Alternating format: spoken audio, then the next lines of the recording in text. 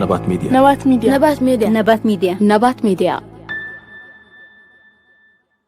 سلامة تخاطرتي نبات ميديا كما يكنيهم كما يلهم أبا زلهم سلامة تعنان نعفهم يكون نابلنا نلومون كم تلمت زي تفلالي تحسطا زلو مدبات كلنا شير لايك سبسكرايب ناقبرنا دما نزي يوتيوب channel أبا معباي كل زكالنا نقبر دقيمنا دقاقيمنا نتوع بغتان أبتلومي أدالينا يزلنا مدب كنبلنا سناي مكتتال بمجمريا بزا فيديو زيا كنجمر ላይ የተደረገ አንድ ስብሰባ ነበር አሬና ላይ የተደረገ ስብሰባ ከነ ዘመነ ካሴ የተሳተፉበት ሄኖክ የሚባል ከወሎ አካባቢ የሄደ ከሸዋም እንደዚሁ አንድ ብሩክ የሚባል ልጅ የተሳተፈበት ከጎንደር አንድ ሀብት የሚባል ልጅ የተሳተፈበት ውይይት አድርገዋል የቲፒኤልኤፍ ጀነራሎችም አብረዋል زغان تايز بلنا دلو اتي اب زحالف اوانات كاب فانو نمنگستي ايدو هيبو تبايلو بزح دراماتات زسرحالو زنبره حجي اب السفلاليه محبراو ميديا نامتو كم زبل كم زتزارب زنزن بلنا بولو دزارب وزلو حلفت ناي فانو زم كتقصم صنح سباتن كمون جنرالات ناي حوحاتن مس ايرترا ركب غيروم كم زنبرو اب قربا اوانات يلي تزارب زلو የሻቢያ ጀነራሎችም አብረዋል አሬና ላይ ተገናኝተው የተነጋገሩት ትልቁ ስራ አሁን አንደኛው የአማራ ፋኖ ኮዝ ተብሎ የሚታወቀው የማንነትና የወሰን ጉዳይ ነው ወልቃይትን አስረክቡን እኛ 4 ኪሎ እናስረክባችሁ ነው የተባለው تزغرم دما مس شعبيا اخيبا ابزغورلو ناي فانو مس جنرال ناي حوحات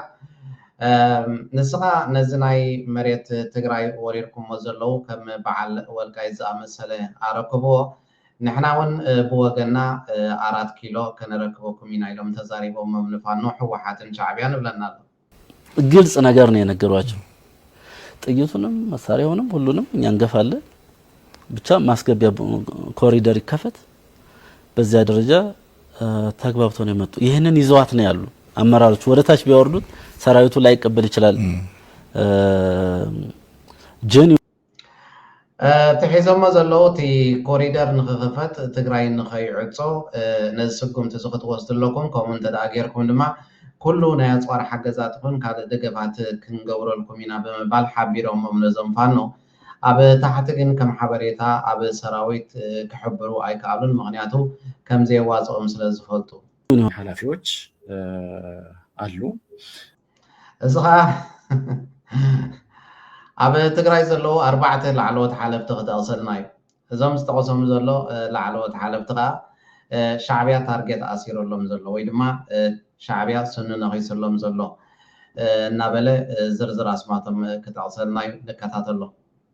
እነዚህ ሻዕቢያ ቂም ቋጥሮባቸዋል የተባሉ ኃላፊዎች ምንድነው የሚለው ነገር ደግሞ ወደ እናንተ እናቀርባለን እንግዲህ እነዚህ ኃላፊዎች 4 ናቸው አንደኛው አቶ ኢሳያስ ታደሰ ይባላሉ አቶ ኢሳያስ ታደሰ በምክትል ፕሬዝዳንት ማዕረግ የካቢኔ ጉዳዮች የሚመለከታቸው ናቸው ሌላ አቶ አለም ገብረዋህድ እሳቸውን በምክትል ፕሬዝዳንት ማዕረግ የዚህ የወረዳ የዞንና የከተሞች የማስተባበሪያ ክላስተር እሱን የሚያስተባብሩ ናቸው ከዛ በተጨማሪ የክልሉ የትራንስፖርት ቢሮ ኃላፊ አቶ ታደለ መንግስቱ ናቸው አቶ ታደለ መንግስቱ የታጋይ ነበሩ በነገራችን ላይ ጉዳት ደርሶባቸዋል አሁን በዚህ በሁለት ዓመት ጦርነት ታጋይ ነበሩ እግራቸው ላይ መቁሰል አደጋ የደረሰባቸው ናቸው ስለዚህ ከዛ በተጨማሪ አራተኛው ደግሞ የክልሉ ባህልና ቱሪዝም ቢሮ ኃላፊ የሆኑት ዶክተር አጽባሃ ገብረእግዚአብሔር ናቸው እንግዲህ እነዚህ ኃላፊዎች ከዚህ ጽምዶን ከሚያቀነቅኑ ኃላፊዎች ጋር ትንሽ መጣጣም አልፈጠሩም በሚል እነዚህ ከኃላፊነታቸው መነሳት አለባቸው በሚል በኤርትራ መንግስት ባለስልጣናት ግፊት እነሱ ላይ ጫና እየተደረገ ነው እዚኦም ከተቐሰሙ ዝጸንሐ ላዕለዎት ኣመራርሓ ማለት እዩ 4 እዮም ሻዕብያ እዞም ሰባት እዚኣቶም ንጽምዶ ተቃወምቲ ስለ ዝኾኑ ወይ ድማ ንጽምዶ ይዕንቅፉ ስለ ዘለው እዞም ሰባት እዚኣቶም ስኑ ነኺሰሎም ዘሎ ወይ ድማ ታርጌት ገይርዎም ዘሎ እናበለኻ ክዛረብ ንሰምዑ ኣለና بحافشو أب إثيوبيا ملو أب تግራይ ይኹን ولا أب ክልል ኣምሓራ ይኹን ولا ኦሮሞ ይኹን ولا አዲስ አበባ ኣብዚ እዋን እዚ ብዛዕባ ናይ ሻዕብያ ዘይዛረብ የለን ዝኾነት ነገር ዝተገብረት ሻዕብያ ዝኾነት ነገር ዝተፈጥረት ሻዕብያ ኩሉ ነገር በቃ ሻዕብያ ልዕልቲ ኮሮና ዝነበረ ሕማም ብዝያዳ ተፈሊጡ ዘሎ ሕጂ ኣብዚ እዋን እዚ ሻዕብያ ማዕረኽ እንደይ ድማ ኣብ ማዓንጦም ኣትዩ ድቃስ ከሊእዎም ከም ዘሎ እዩ ዘርእየካ ማለት እዩ እታ ሽም ናይ ሻዕብያ ክትለዓል ከላ ጥራይ እንታይ ዓይነት ፍርሒ እንታይ ዓይነት ራዕዲ ሒዞም ኣለኻ ናቱ መርኣያ እዩ ሻዕብያ ነዚኦም ዝኾነ ይኹን ሽሞም ኣልዒልዎም ኣይፈልጥ ዝኾነ ነገር ብዛዕባኦም እውን ሓሲቡ ኣይፈልጥ ኣብዚ ማሕበራዊ ሚድያ ግን ሻዕብያ ክብሉ ኣፅሚሞምና ኣለዉ ክሳብ ሕጂ ኢትዮጵያ ሰላም የለም ምክንያቱም ያለው መንግስት ለሰላም ፍላጎት የለውም ኣብ ኢትዮጵያ ኣብዚ እዋን እዚ ሰላም ዝበሃል የለን እቲ ሃገር ሰላም ተሓሪምዋ እዩ ዘሎ እዚ ዘሎ ስርዓት ናይ ኣብየት በሻሻ ከዓ ናይ ሰላም ድሌት የብሉን እቲ ሃገር ኣብ ሕንፍሽፍሽ ክትነብር እዩ ዝደልያ መቶ በመቶ በኔ እነሳየው ይሄ የምልበት ምክንያት አንደኛ አሁን ስለ አማራ ክልል ይባላል አዝናለሁ ሰው የሞቱ ነው ትግራይም ኦሮሚያ አዝናል ግን ጋምቤላ ስናይ በአሁኑ ሰዓት በኢትዮጵያ መንግስት መከላከያ ሰራዊትና በኦነግ ሸኔ መካከል ልዩነት የለም እዚ ኦነግ ሸኔ ዝበሃልን እዚ ናይ ኣብየት በሻሻ ናይ ሃገር መከላኸሊ ሰራዊት ዝበሃልን ኣብ መንጎኦም ዝኾነ ይኹን ፍልል የለን ሕማቅ ኣጋጣሚ ኮይኑ ኣብ ክልል ኣምሓራ ብዙሕ ህዝቢ ይመውት ኣሎ ኣብ ትግራይ እውን ከምኡ ብዙሕ ህዝቢ እዩ ዝጠፍእ ዘሎ ኣብዚ እዋን እዚ እቲ ዝገደደ እንድሕር ኢኹም ግን ኣብ ጋምቤላ ዘሎ ኩነታት እዩ እቲ ዝኸፍአን ብዙሕ ሰብ ዝሃልቕ ዘሎን ይብል ኣሎ እዚ ትሪእዎ ዘለኹም ካብ ጋምቤላ ሕብረተሰብ ዝኾነ ምክንያቱም ጋምቤላ ዙርያ በሙሉ በኦነግ ሸኔ ተከቧል ምክንያቱ እዚ ጋምቤላ ዝበሃል ዘሎ ዞባ ብሙሉኡ ብኦነግ ሸኔ ተኸቢቡ ኣሎ ማታ ይገባሉ ሰው ያፈናሉ ይገላሉ እንደፈሉ ያደርጋሉ በለይቲ ያቱ ሰብ ይቀትሉ ሰብ ይኣስሩ ብዙሕ ግፍዕታት ኣብ ህዝቢ ይገብሩ ኣለዉ እዞም ኦነግ ሸኔ ዝበሃሉ መከላከያ ሰራዊት ቀን እየሄደ ወጣቶች እያፈነ ይገላል ያስራል ከምኡውን እቲ ናይ ኣብየት በሻሻ ናይ መከላኸሊ ሰራዊት ዝበሃል ከዓ ቀትሪ እናመፀ ሰብ ይቀትልን ሰብ ይኣስርን እዩ ዘሎ አሁን ያለው መንግስት የኦነግ ሸኔ መንግስት ነው ወይ የኢትዮጵያ መንግስት ነው እቲ ዝገርም ድማ እቲ ዘሎ ስርዓት ወይ ድማ ዘሎ መንግስቲ ናይ ኣብየት በሻሻ መንግስቲ ድዩ ከምኡውን ናይ ኦነግ ሸኔ መንግስቲ ክርዳእና ኣይከኣለን ኣብ መንጎኦም ዝኾነ ይኹን ፍልሊ ክረክብ ኣይከኣልናን ብዙሓት መንእሰያት ብዙሓት ህዝቢ ድማ ይቆትሉና ስለ ዘለዎ ከምዚ ንሪኦ ዘለና ድማ እቲ ኣብ ጋምቤላ ዘሎ ኩነታት ብከምዚ ትሪእዎ ዘለኹም ብስእሊ መልክዕ ኣቕሪብና ኣለና ምክንያቱ ኣብቲ ሕጊ ናይ ዩትዩብ ሕማቅ ነገራት ዝርአ ስለ ዘለዎ ስለ ዘይፍቀድ ማለት እዩ ብሓፈሹ ግን ኣብ ጋምቤላ ኣብዚ እዋን እዚ ኣብ ኣዝዩ ሕማቅ ኩነታት እያ ዘላ ብዙሓት ህዝቢ ድማ ይሞትን ይቅተሉን እዮም ዘለው ብዙሓት መንእሰያት እውን ይግፈፉን ይጭወይን ኣለው ከምቲ እዞም ወላዲ ክገልፅዎ ዝፀንሑ ብቀትሪ እዚ ናይ ኣብየት በሻሻ መንግስቲ ይኣቱ ይኣስርን ይቀትልን ብለይቲ ድማ እቶም ኦነግ ሸኔ ዝበሃሉ እናመፁ ተተባራርዮም ነቲ ህዝቢ ወይ ድማ ነቲ ክልል ከምዚ ገይሮም ይዕንንዎን የቃፅልዎን ኣለዉ ማለት እዩ ኣዝዩ ሰፊሕ ዝኾነ ተቃውሞታት ይቅፅል ኣሎ ኣንፃር ኣብየት በሻሻ ዝቐንዐ ሰላማዊ ሰልፊ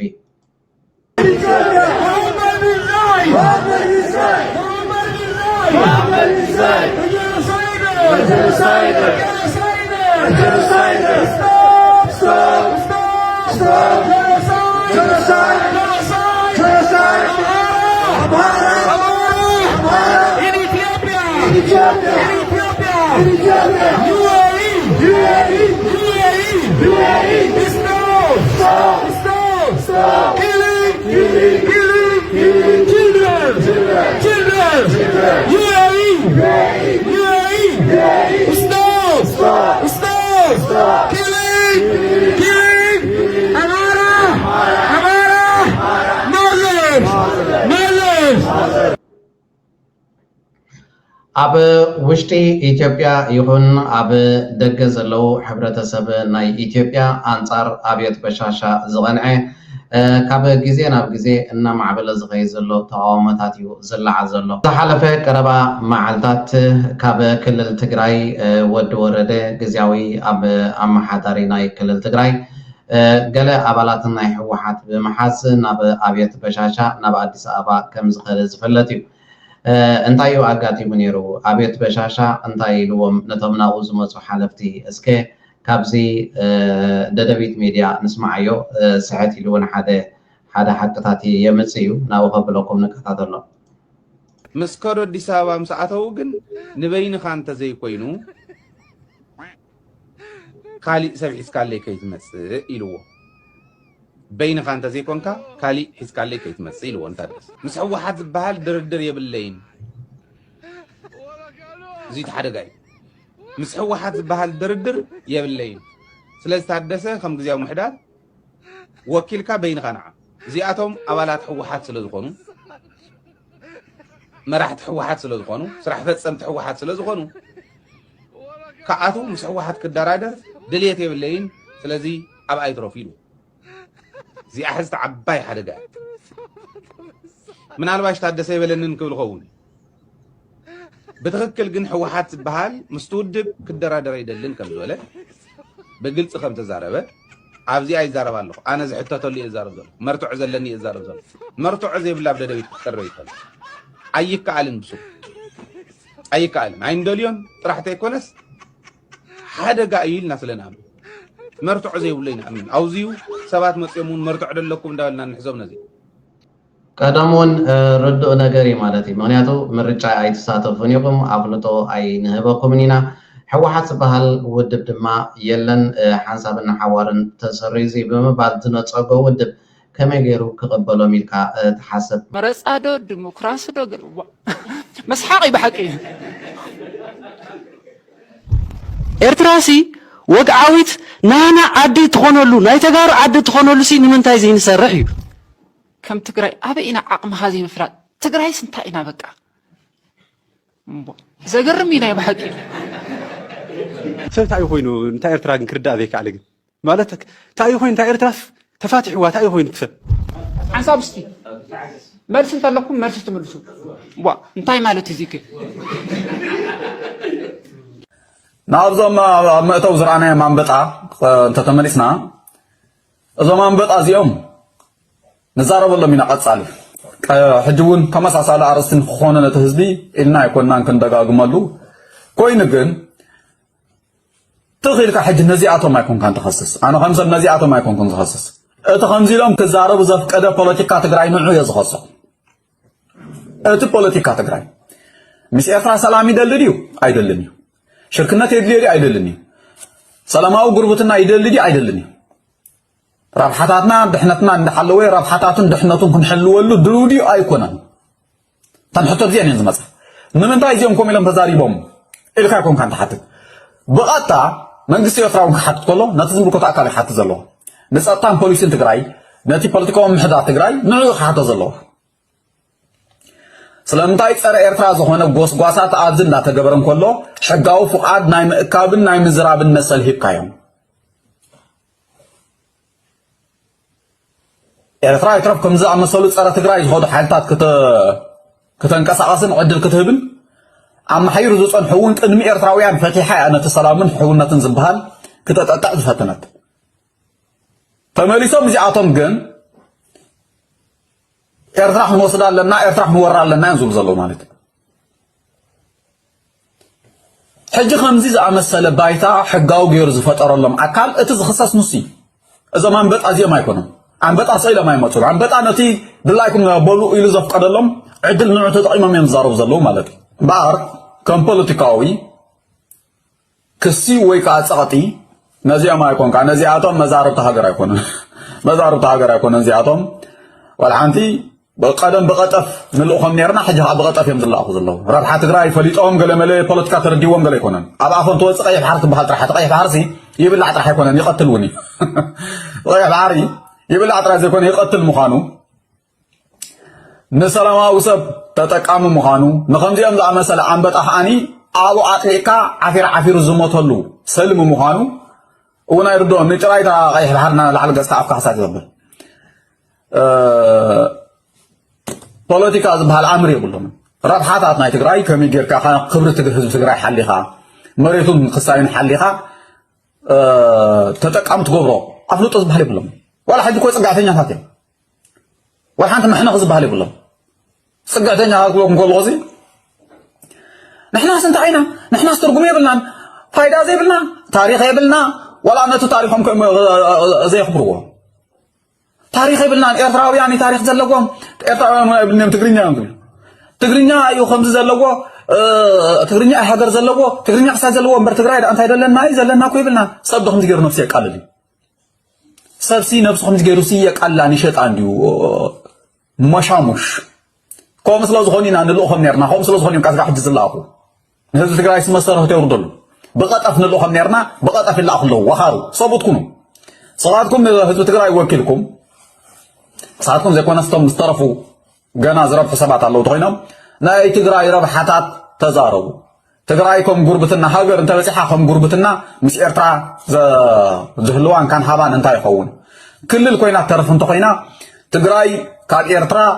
እንታይ ዓይነት ደጀንን ሓገዝን ትረኽበሉ ኩነታት እዩ ክትነድቕ ዘለካ ንዝፀንሐ ምስ ኤርትራ ተባዒስካ ክትከስሮ ዝፀናሕካ ኩሉ ፀላኢኻን ኩሉ ሃራሚኻን ኮይኑ ነዚ ከመይ ጌርካ ብናይ ሕውነትን ብናይ ሕግን ኣገባብን ተመዓራርዮ እዚኦም ቶም ንትግራይ ዝሕለቁ ዝበሃሉ ብርቱዓት ፖለቲከኛታት ክሰርሕዎ ዝኽእሉ እዩ